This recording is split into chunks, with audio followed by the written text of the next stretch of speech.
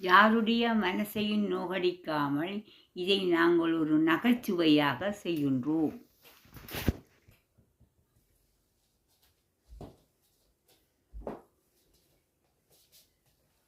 அப்பாடா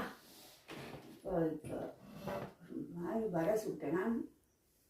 வணக்கம் அஞ்சி. வணக்கம் புள்ள. வணக்கம் புள்ள. எப்படி இருக்கிறீங்க?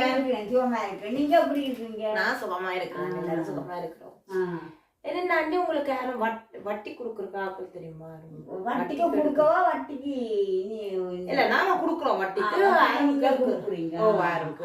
நான் இந்த காசு பொறுப்பெல்லாம் நிக்க மாட்டேன் புள்ள. அது கேட்டா சொல்றேன் அது ஒரு பிரச்சனை.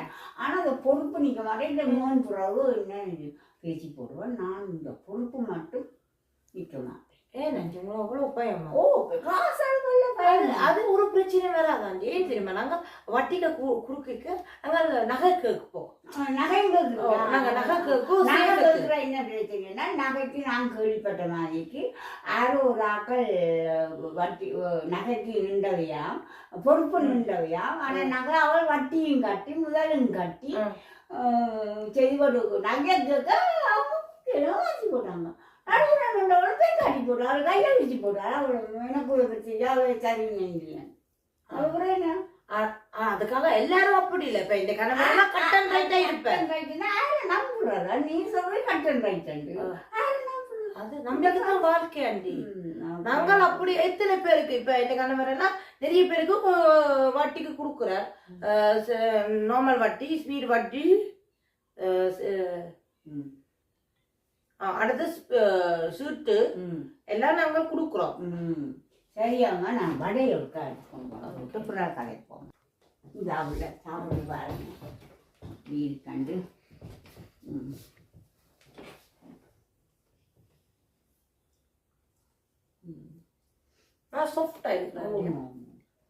அப்ப பிறகு நான் எனக்கு தெரிய பிறகு அப்ப நாங்க சேஃபா தான் இதுக செய்யறோம். உங்களோட மனுஷன் வட்டிக்கு கொடுக்குறேன். நான் என்ன திருமணம்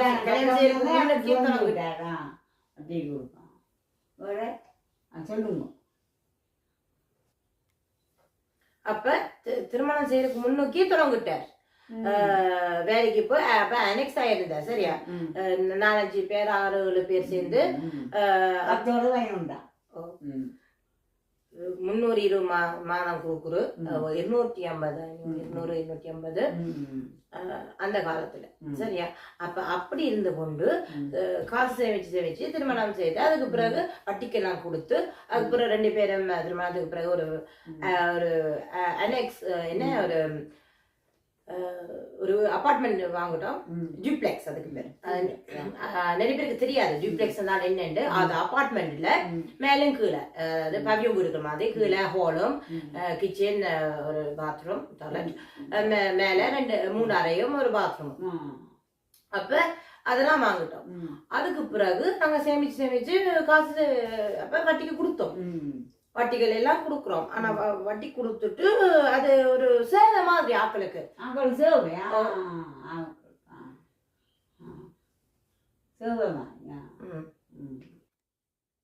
சேவைத்தான் நன்றி. ஏன்னா நிறைய பேருக்கு உதவி செய்யறோமே.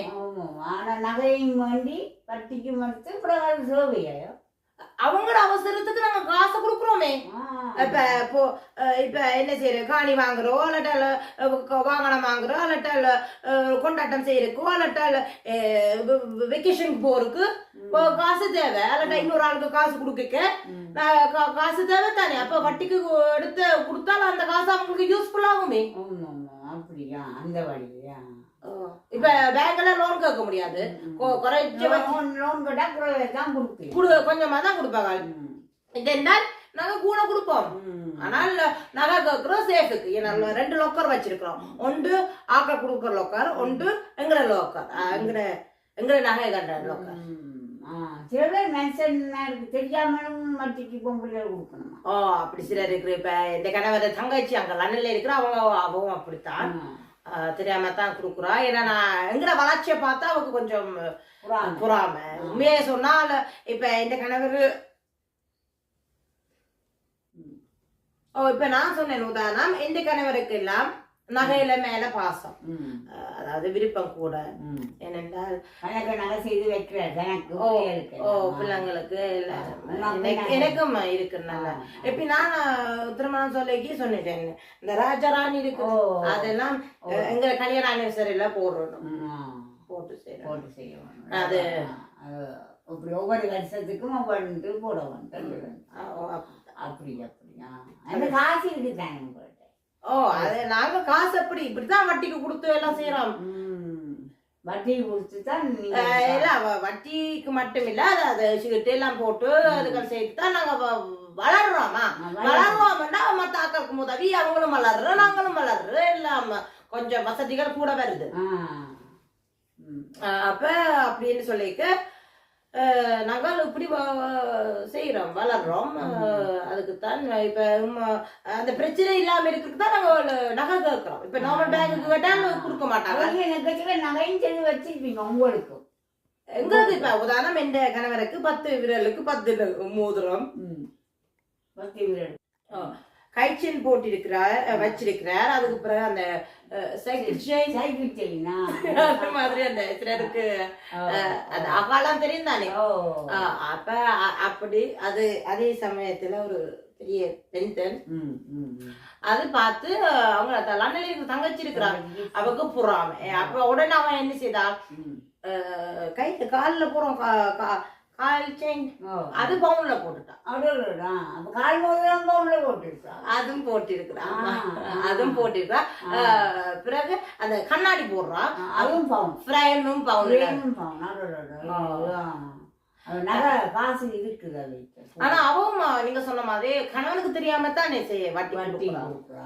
அப்ப இது நாங்க குடும்பத்தை செய்யறவா, இந்த கணவன் தெரியும் எனக்கு தெரியும். அப்ப நாங்கள் அப்புறம் எனக்கும் நகை வட்டிக்கு கொடுத்திருக்கிறாங்க. லாச்சப்பல் பக்கமும் லாச்சப்பல் பக்கமே தான் அங்கதானே கூட. இப்ப நாங்க இஞ்சி இருக்கிறதுக்கு சொந்தமா தான் கொஞ்சம் கொடுத்துருப்பேன். ஆனால் கூட லாச்சப்பல் இப்ப சனி ஞாயிறு எல்லாம் போனால் அங்க லாச்சப்பல்ல நிறைய பேர் சந்திப்பேன்.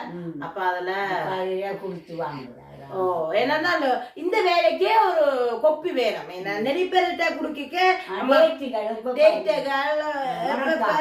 அந்த அவங்களோட ரேட் எவ்வளவு காசு கொடுத்தாங்க, திருப்பிட்டாலும் அது குடுக்குறோம், அந்த வேற ஆக்கள் குடுக்குறோம். அப்படி அந்த எல்லாம் கணக்கு கால இதை பேங்க்ல வேலை செய்யற மாதிரி தான்.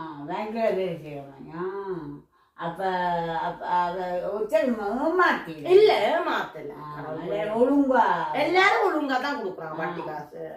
இப்ப அந்த அண்ணா குடுத்துட்டாரு, அவர் தன்னை நாங்க நகை கேட்டோம். அப்ப அவர் என்ன செய்தாருன்னா பேங்குக்கு இருக்கிற பரிசுல வாடகை என்ன நகைய வச்சு பேங்க் காசு எடுக்கிறது. அதுல அவருக்கு தாலி கொடியெல்லாம் ஒரு மிஞ்சி போனா ஒரு 7,000 8,000 அவ்வளவுதான் வரும். அந்த பேங்க் பிரெஞ்சு பேங்க் கொடுக்குற கொஞ்சம் தானே. நீங்களும் ஒரு பிரெஞ்சு பேங்க் மாதிரிதான்.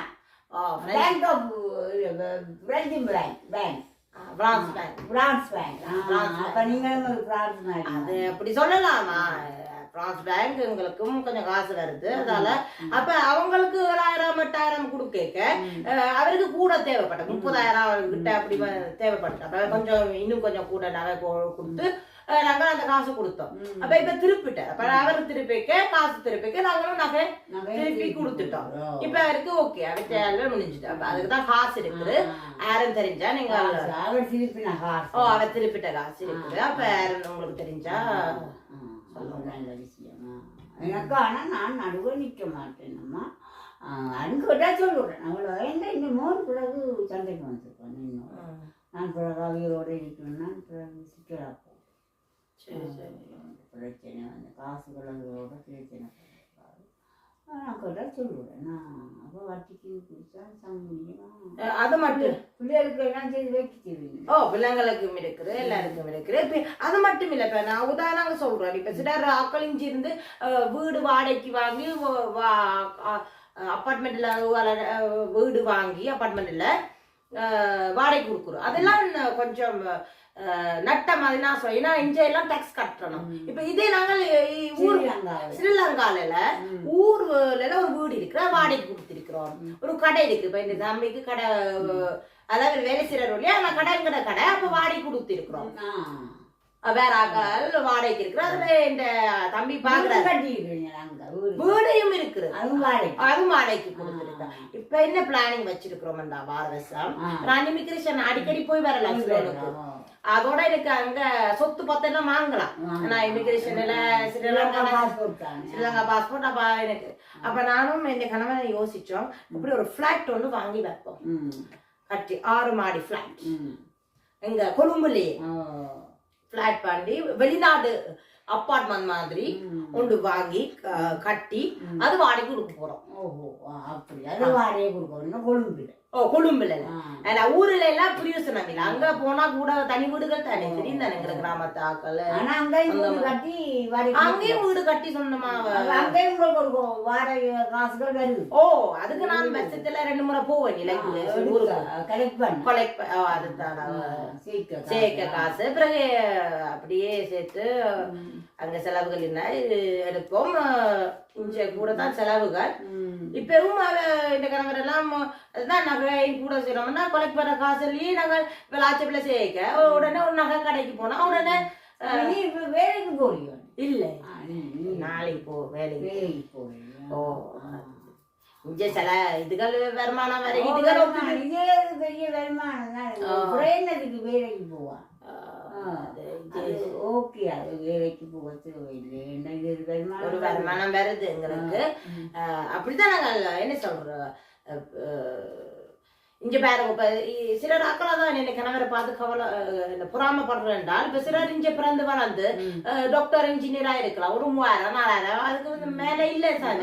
இது உங்களுக்கு நியாயமான காசு அங்க நியாயமான காசு அதுதான் அப்ப சிலருக்கு பொறாமை இருக்கு வரும் கட்டாயம் எங்களை பார்த்து எங்களை வளர்ச்சியை பார்த்து அதை ஒண்ணும் செய்ய முடியாது. நாங்க இப்படித்தானே வளர்றோம். அப்ப நாங்கள் கஷ்டப்பட்டு உழைச்சித்தானே எங்களுக்கு காசு கொடுக்குறீங்க. இப்ப முன்ன கஷ்டப்பட்டு காசு தானே நாங்க கொடுக்குறோம். சும்மா ரோட்ல இருக்கிற காசு கொடுக்குறோம் இல்லையே. கஷ்டப்பட்டு இந்த கணவர் அப்பவே கஷ்டப்பட்டு தொடங்கிட்டே தான் அந்த இந்த வேலை இந்த இது வட்டி கொடுக்குறது. அப்ப அதால உங்களுக்கு சரி நான் அப்படின்னா பார்த்தா சொல்லுவேன் கேட்டா சொல்லுங்க. சரி சரி ஓகே போட்டு வாங்க.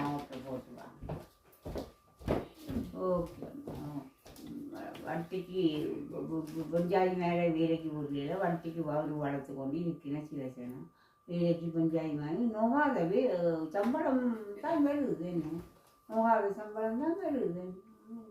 வேலைக்கு போத்து வேலைக்கு போத்து வைக்க நோகாத வட்டிக்கு வகுறு வளர்க்க இதைத்தான் சொல்லுவோம் வட்டிக்கு வகுறு வளர்க்குறாங்க.